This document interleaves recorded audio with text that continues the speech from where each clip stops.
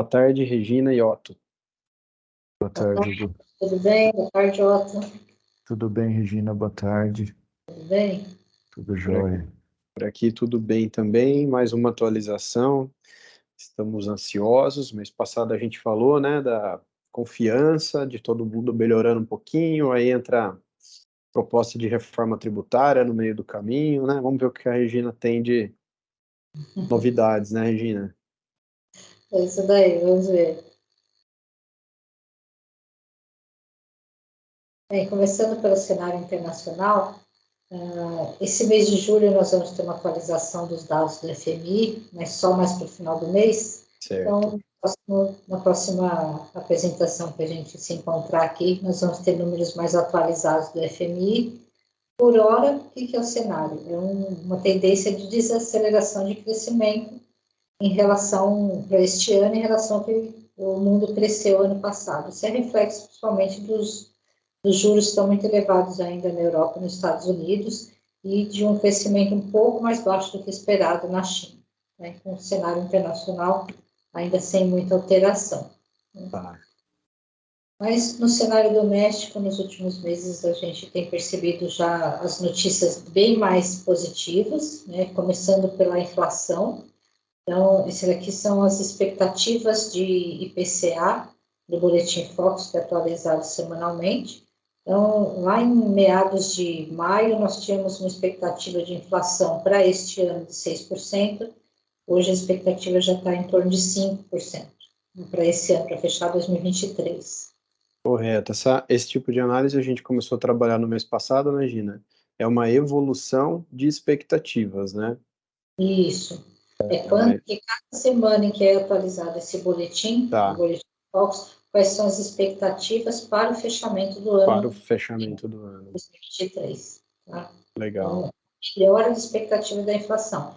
De onde vem isso? Principalmente a gente tem uma super safra esse ano, então isso colabora para que os preços dos alimentos venham para baixo, preços também de veículos que foram reduzidos agora no último mês por conta do programa do governo federal, isso favoreceu até uma deflação no mês de junho, julho. Então, essa combinação junto com combustíveis também, que teve redução de preços, então isso vem favorecendo esses preços mais para baixo, principalmente favorecendo o IPCA. Na prática, né, acho que o empresário pode esperar que inflação relativamente sob controle, tendência de redução de taxa básica de juros, né, Selic, o que começa a refletir em revisão de taxa de juros dos bancos, né, taxa de juros e empréstimos e financiamentos mais competitivos, né, ou mais compatíveis com o orçamento das empresas, né? É isso mesmo. Então, tentando fazer uma conexão. Mas está certo, essa conexão é muito favorável mesmo. Então, começa a melhorar a expectativa para vários outros fatores da economia. Então, os juros é o principal. Tá? E a gente vai ver isso, o Boletim Focus vem mostrando isso também. Um outro indicador que o Boletim Focus vem apresentando melhora é de crescimento. Né? Então, nós tínhamos lá uma expectativa de crescer 0,8 no começo desse ano. Lá em meados de maio, isso já subiu um pouco, e hoje a expectativa é fechar 2023 com um crescimento de 2,2. Então, isso aqui foi uma bastante significativa. Né? O que impulsionou esse crescimento? Então, temos um PIB agro que deve crescer quase 12% esse ano, porque temos uma super safra de grãos, uma safra recorde. Exportações do agronegócio também vem crescendo bastante, de uma forma bem robusta, favorece também o PIB agro. O consumo das famílias nos primeiros meses do ano também veio crescendo de uma forma bastante robusta, favorecido ainda pela taxa de desemprego, que ainda veio baixa. A inflação favoreceu também ganhos de renda real. Essa combinação de fatores que impulsionaram o consumo das famílias. Né? E essa combinação, então, de inflação mais baixa, né, expectativa melhor para a economia, com isso o mercado começou a apontar que a Selic deve vir um pouco mais para baixo. Né? Então, na média ali, se esperava mais ou menos em abril, uma Selic fechando o ano em 12,8, 12,75, né, para ser mais certeiro, e agora se espera fechar o ano em 12%. né? É um Perfeito. cenário mais positivo também. No mês passado, a gente viu essa revisão ainda em 12,5, né? Então, já é um ponto positivo para a atualização de julho, né? Isso, já foi para 12 agora, tá? E expectativa de câmbio, também o câmbio vem oscilando aí um pouco abaixo de 5 nas últimas semanas. Tá. A expectativa é fechar esse ano em torno de 5. Tá. Então, o que favorece isso? Temos uma balança comercial recorde, o crescimento vem sendo vem se apresentando de uma forma mais robusta. Então, essa combinação junto com o mercado internacional, os juros não subiram nos Estados Unidos, então essa combinação de fatores vem trazendo o dólar um pouco mais para baixo. Tá? Então, deve fechar o ano em torno de 5. Tá? Correto. Isso foi mais para a gente ter uma ideia como é que vem se comportando essas expectativas para o ano nos últimos meses, como é que as expectativas vieram ao longo dos últimos meses, das últimas semanas. Mas pensando já em números fechados, né, para 2023, 2024, então o IPCA deve fechar em torno de 5 esse ano e caindo para 3,9 ano que vem. Mas o que a gente chama atenção, ainda está acima do centro da meta, que é 3. Tá? Uhum. O Banco Central, ele vai sempre se pautar por isso. A gente ainda está um pouco distante do centro da meta, então ele vai reduzir juros? Vai, mas ainda vai manter num nível elevado. Tá? Tá. Bom, só para falar do câmbio, porque o câmbio influencia bastante na inflação, né? Ele deve ficar em torno de 5 anos. Né? A gente não tem um cenário que faça com que o câmbio fique muito mais para baixo disso, mas também não fique acima de 5,5 ou 5,60, né? Então deve ficar nesse nível, estabilizado no nível que nós temos hoje. Tá? E com esse cenário então, de estabilidade de câmbio e inflação vindo mais para baixo, então o Banco Central deve reduzir juros, como você comentou, Hugo, foi para fechar em 12,5, agora já é em 12. No mês passado, a expectativa era que 2024 fosse de 10, Selic, agora já é de 9,5. Tá? Então, a gente falava muito de ainda continuar com 2 dígitos de juros, mas agora já se fala voltar para um dígito no ano que vem. Bom. É uma queda ainda pequena, mas já é uma situação muito boa. A gente começar 2024 ali com um dígito de juros. Tá? Começar não, na verdade, meados do ano que vem é que a gente deve alcançar esse nível. Tá?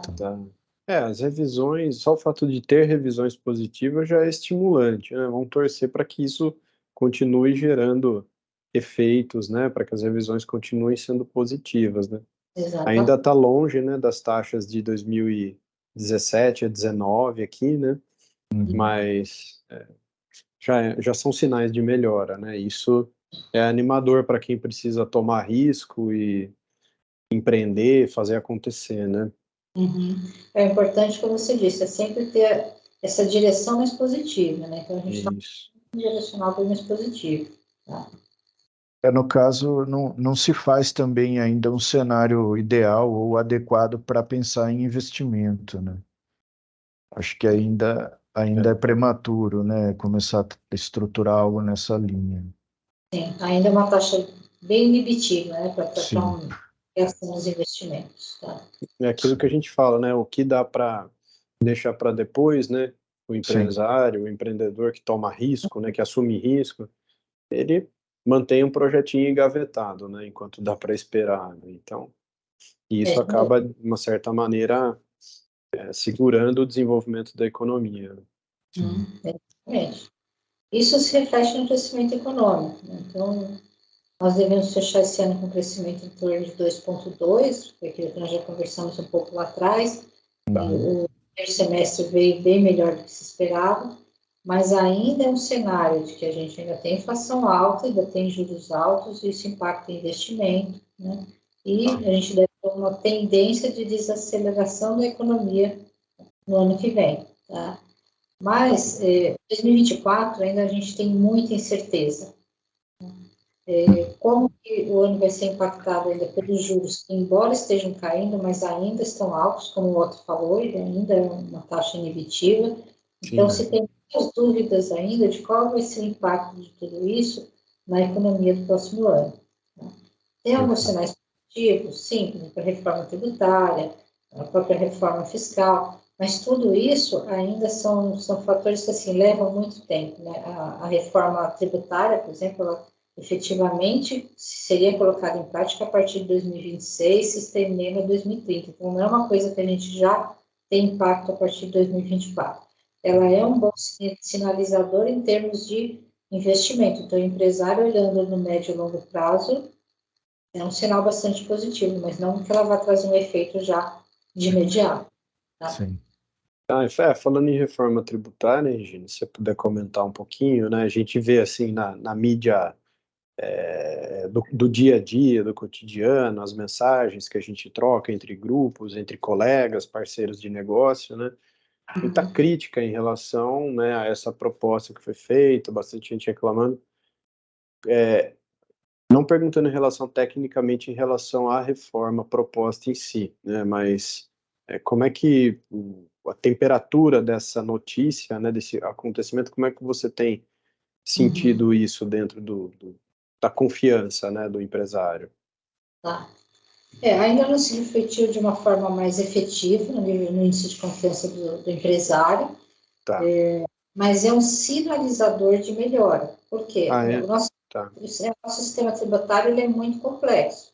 Tá. Então, como a gente conseguir efetivamente simplificar, mas como eu disse, isso leva muito tempo ainda, não é 2024, 2025 nós vamos ver os resultados, então isso tende a favorecer principalmente a indústria, né, que é o que está mais enfraquecido nos últimos anos. Tá? Então, ela traz um sinalizador bom, tá?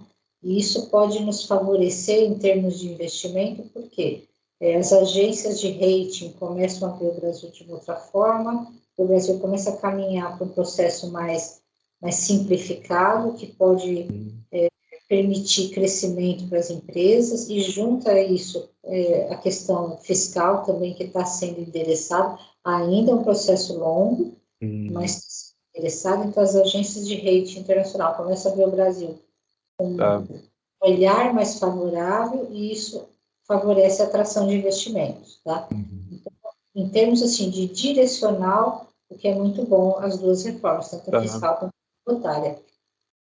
A fiscal que você se refere impacta no saldo das contas do governo, né, do Estado, Isso, né? Tá. também. Que é importantíssimo estar superavitário, né? E ainda leva um tempo, pelo menos uns 3 anos, para a gente começar a ver números mais positivos. Entendi. Tá bom. E a reforma, como você comentou, né?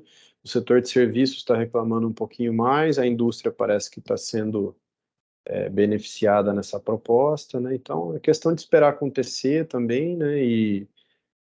E também, acho que nada é definitivo, né? As coisas podem ser revistas, podem ser melhoradas, né? Até porque ainda vai passar, né, por aprovação. Ainda vai para o Senado, né? Volta, depois tem sanção presidencial, então tem um processo ainda para caminhar. Perfeito. Tá? Bom, então, em termos de desemprego, a gente tem uma leve piora da taxa de desemprego para 2024, refletindo esse menor crescimento, mas não é nada também tão gritante, né? As contas públicas ainda permanecem, a gente continua ainda com déficit primário, porque é uma demora ainda, que a gente vai ver aí uns 3, 4 anos ainda de contas públicas deficitárias até que se consiga colocar a casa em ordem. Tá? O que você atribui como principal causa, Regina? Ou principais causas?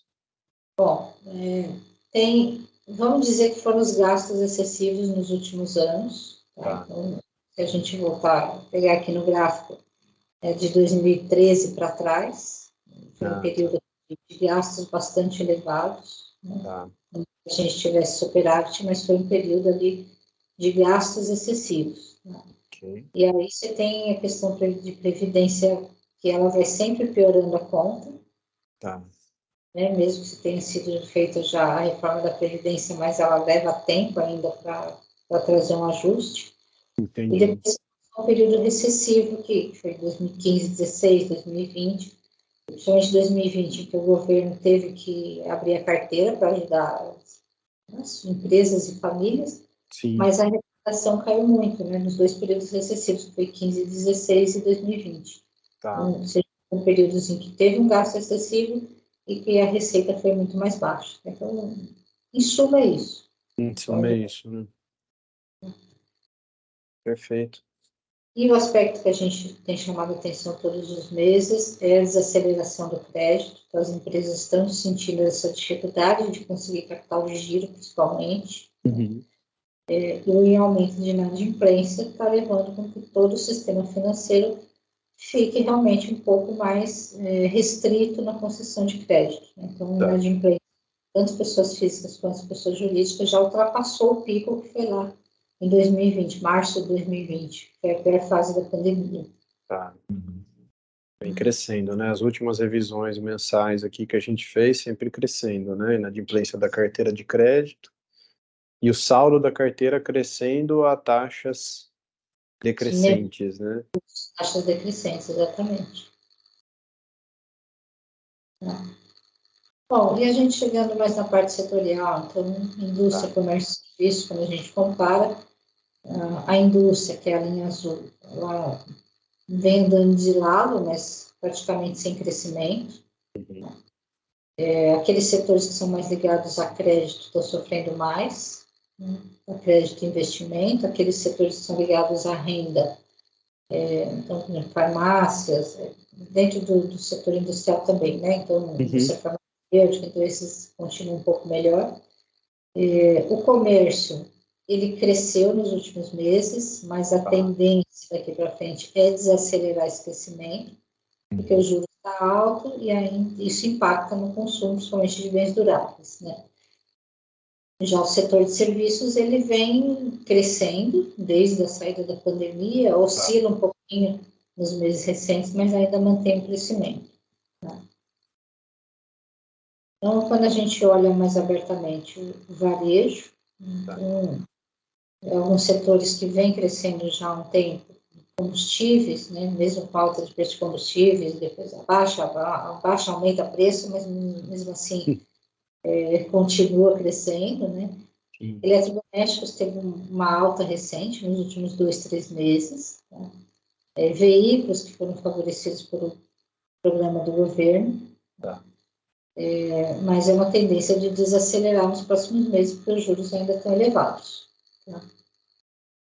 E ainda olhando o segmento de varejo, você pode passar por favor, o fluxo de visita a shopping centers, que vem crescendo, mas ainda está abaixo do nível pré-pandemia. Então, os shoppings ainda não conseguiram retomar todo aquele vigor que tinha no período pré-pandemia. E fica uma dúvida aí, né? Porque, assim, a tendência do consumidor, né, a gente vê pelo nosso dia a dia, né? Forçosamente ou forçadamente a gente começa a comprar mais pela internet, né? Na época de pandemia, essas coisas. Isso acaba trazendo, né, costumes, tendências que permanecem depois. Então, né, não sei, né, uma dúvida, será que esse nível, né, de visita a shopping center vai voltar como era, não vai, né? Então, para quem depende desse tipo de canal, né, de venda, vamos dizer assim, fica uma interrogação, né? E aí tem que ir observando e ajustando o orçamento dos negócios, né, até conseguir se equilibrar, né? Isso é um ponto relevante, porque o e-commerce cresceu muito, já vinha crescendo já há muitos anos, Sim. Participação no varejo em geral, mas a pandemia para cá ele cresceu bastante e virou cultura, né? Virou um hábito. Virou um hábito. Precisava sair para comprar, não preciso mais sair para comprar, eu compro pela internet. Né? Posso sair para passear, mas não preciso sair para comprar. Então, isso acabou se refletindo aqui no fluxo de visita a shoppings. Bom, e a indústria são diversos segmentos industriais registrando retração, né? A indústria, de um modo geral, quando a gente compara janeiro a maio desse ano contra janeiro a maio do ano passado, caiu 0,4%, então ela não está conseguindo recuperar, né? Uns poucos segmentos estão tendo incremento de produção, então o principal ali, principalmente de transporte, aqui tem embarcações, tem aviões, esses 2 segmentos principalmente, e o setor farmacêutico, que já vem crescendo já há muito tempo. Mas a indústria ainda continua bastante impactada, sofrendo com baixo investimento e com os efeitos do crédito. Uhum. Bom, o setor de serviços cresceu 4,8% de janeiro a maio desse ano, em relação ao mesmo período do ano passado.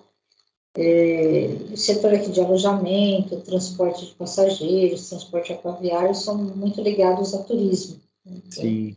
o turismo foi impactado negativamente lá durante a pandemia, agora ele vem crescendo já desde 2021, 2022 já vem crescendo bem fortemente. E aqui também, né, de janeiro a maio de 23 contra janeiro a maio de 22. Essa é a análise, correto? Isso, exatamente. Tá. Tá? Lá desse ano em relação ao mesmo período do ano passado. Ok. Bom, um outro segmento que cresceu muito lá em 2020, 2021 foi o segmento imobiliário, até favorecido pelas taxas de juros que estavam muito baixas, né? Então teve uma explosão de lançamentos. Agora os lançamentos vêm caindo, mas não vejo isso como uma coisa muito negativa, porque hoje a gente já tem um estoque de imóveis novos que foram lançados, né? Um estoque muito elevado. Era natural a gente ter esse movimento de retração. Tá. As vendas, elas diminuíram a taxa de crescimento, que já chegou também a mais de 10%, agora o acumulado dos últimos 12 meses está em 5,9%. Tem uma tendência de desacelerar um pouco mais também, porque já cresceu muito, né? E a gente ainda tem taxa de juros elevadas que ao longo do tempo ela vai impactando em novos financiamentos. Sim, Tá? e aí valores relevantes, né, imóvel, que seja um apartamento pequeno, é um valor relevante, né, então taxa de juros, ela é fundamental aí no valor da parcela, né, muda muito, né, o valor da parcela no longuíssimo prazo, né. Muda bastante, né? Principalmente quando você faz 20, 30 anos. É. Bom, e não muito diferente desse cenário, o segmento de materiais de construção também foram muito beneficiados nos últimos anos, principalmente durante a pandemia. O que fez crescer muito isso daqui é o consumidor formiga, né, que a gente chama, que é aquele consumidor que compra pouco material de construção e faz as pequenas reformas. Né? Eu não sabia desse apelido, é novidade para mim, interessante, viu? Consumidor formiga. Que Alguns legal. segmentos esse nome, né? Porque ele vai lá, compra 2, 3 sacos de cimento, compra um pouco de areia, né? Um Ele vai cal, trabalhando de pouquinho, construindo de pouquinho, né? vai construindo de pouquinho, né? Pequeno consumidor. Que bacana. Então, já em 2022, e esse ano aqui também, a gente já está vendo queda de produção, queda de vendas de material de construção, e tem uma mudança aqui de dinâmica do varejo. Então, o varejo, antes, na pandemia, muito concentrado em material de construção, e agora o consumo das famílias está mais concentrado em lazer. Então, ao longo do ano, a gente vai ver ainda esse movimento de retração de vendas de material de construção. Desafio aqui, né, para as indústrias e para o varejo, né, de material de construção. A gente tem projetos, né, nesse segmento e orçamento base zero, né, rever orçamento, pensar no negócio a partir do zero, né, o que que é de fato o custo, a despesa, o gasto que é extremamente necessário, né. Aí a controladoria entra em ação, né, provocando os demais departamentos, áreas e departamentos da empresa, né, é apertar o cinto, né, controlar gasto, porque senão a operação não para em pé, né, e não é fácil, né, esse tipo de revisão né, orçamentária, né, mas tem Isso. técnica, tem modelo para isso, né. E a gente tem visto notícias de algumas grandes redes também já pensando em reduzir o tamanho das lojas, quantidade de lojas, né, se adequar ao nível de demanda atual. Sim, sim. Bom, o segmento de autopeças, ele vinha registrando retração de janeiro a maio desse ano, em relação também a janeiro a maio do ano passado, mas tem uma tendência de melhora nos próximos meses. Tá. O setor de carros, né, de veículos leves, ele vem registrando expansão, teve um incentivo do governo, então ao longo do ano ele deve registrar, ele deve perceber uma melhora, assim, registrar essa melhora ao longo dos próximos meses. Tá? Na nossa última análise, né, no mês passado, de janeiro a abril, esse indicador estava em -6, né, então ele ainda está negativo em relação ao ano passado. Aqui são 12 meses acumulado ou é Não, aqui é de janeiro a maio, Ah, esse janeiro a ano maio, é verdade. passado. Aqui.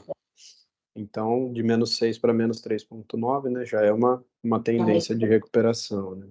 Isso. E a gente vai ver isso ao longo dos próximos meses também. Beleza. Tá?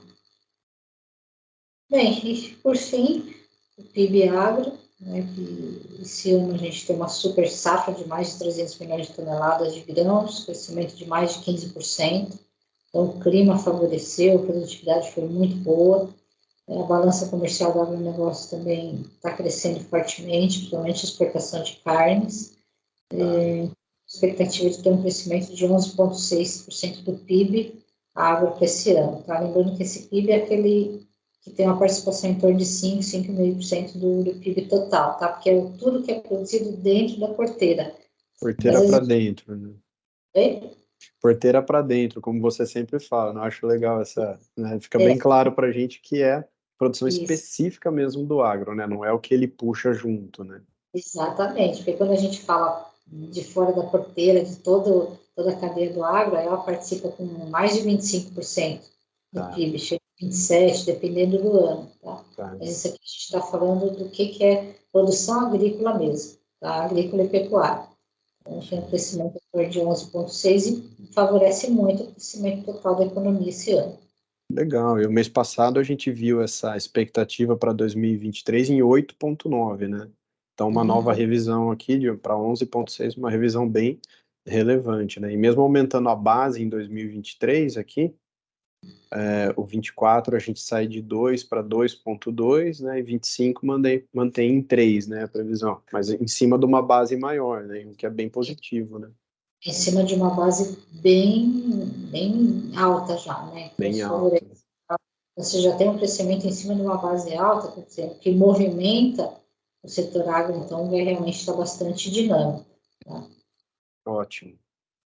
Então, um grande resumo, assim, a gente está vendo uma expectativa de melhora da economia para esse ano. Tá?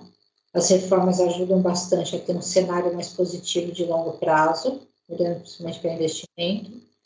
No ano que vem a gente ainda tem algumas incertezas, né? Então, acho que nos próximos meses a gente vai conseguir talvez ter um olhar um pouco mais positivo para 2024. Em termos setoriais, comércio e serviços vem tendo um desempenho um pouco melhor, mas a indústria ainda continua bastante impactada pelo baixo investimento e pela taxa de juros bastante elevada. Tá? E a agropecuária, é muito difícil a gente ter notícia ruim da agropecuária, né? Então vem performando muito bem nos últimos anos. Tá certo. Regina, obrigado por mais uma atualização aí, né? Vamos continuar confiante, trabalhando bastante, buscando profissionalismo, né? No nosso caso aqui, a nossa missão, né? Levando profissionalismo, modelo de gestão, estratégia, né? Para as empresas, para os nossos clientes, né? Para os nossos parceiros. E é isso, né? Sempre com fé, acreditando e trabalhando, né? Exatamente, é isso mesmo. Mês que vem a gente volta. Valeu. Voltando sim.